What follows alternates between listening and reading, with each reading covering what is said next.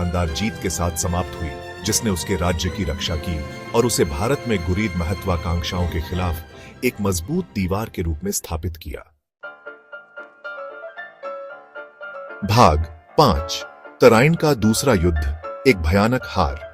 तराइन का पहला युद्ध हालांकि पृथ्वीराज के लिए एक महत्वपूर्ण जीत थी, लेकिन यह एक बड़े संघर्ष की प्रस्तावना मात्र थी।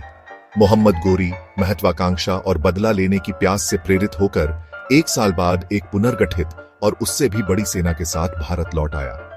1192 ईस्वी में लड़ा गया तराइन का दूसरा युद्ध भारतीय इतिहास में एक महत्वपूर्ण मोड़ साबित होगा। इस बार गोरी ने अपनी पिछली गलतियों से सीखते हुए चालाक रणनीति का इस्तेमाल किया और राजपूत रैंकों के भीतर फूट का फायदा उठाया। उसने भोर से पहले राजपूत शिविर पर एक आश्चर्यजनक हमला किया, जिससे वे सतर्क नहीं हो पाए।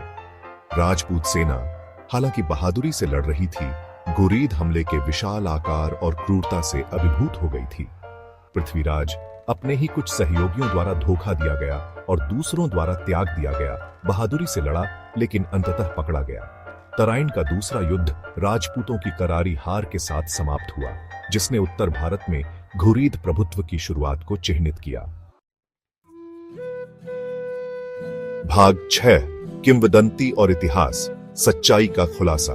पृथ्वीराज चौहान की कहानी केवल एक ऐतिहासिक कथा नहीं है, यह रोमांस, वीरता और त्रासदी के तत्वों से ओतप्रोत एक महाकाव्य गाथा है। जबकि ऐतिहासिक वृत्तांत उनके जीवन और शासनकाल को समझने के लिए एक रूपरेखा प्रदान करते हैं, साहित्यिक रचनाएं, विशेष रूप से महाकाव्य कविता पृथ्वीराज रासो, एक अधिक रंगीन और नाटकीय चित्रण प्रस्तुत करती है। पृथ्वीराज के दरबारी कवि चंद बरदाई द्वारा रचित पृथ्वीराज रासो राजा के आसपास की कहानियों और किंवदंतियों का खजाना है।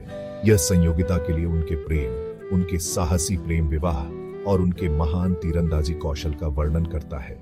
जबकि रासो जानकारी का एक मूल्यवान स्रोत है, लेकिन इसे एक समझदार नजर से देखना आवश्यक है, काव्यात्मक अलंकरणों से ऐतिहासिक तथ्यों को अलग करना। बहरहाल, रासो और अन्य साहित्यिक रचनाएं पृथ्वीराज की कथा को जीवित रखने में महत्वपूर्ण भूमिका निभाती है, जो उनके साहस और शिष्टता की कहानियों से पीढ़ियों को प्रेरित करती है। भाग 7 लोकप्रिय संस्कृति में पृथ्वीराज एक अमर नायक। पृथ्वीराज चौहान की कहानी इतिहास, रोमांस और त्रासदी के मिश्रण के साथ सदियों से कलाकारों और कहानीकारों की कल्पना को मोहित करती रही है। उनके जीवन और कारनामों को साहित्य, रंगमंच, सिनेमा और टेलीविजन की अनगिनत कृतियों में अमर कर दिया गया है। प्रत्येक पीढ़ी ने अपने समय के लिए उनकी कहानी की पुनर्व्याख्या की है। पारंपरिक लोकगीत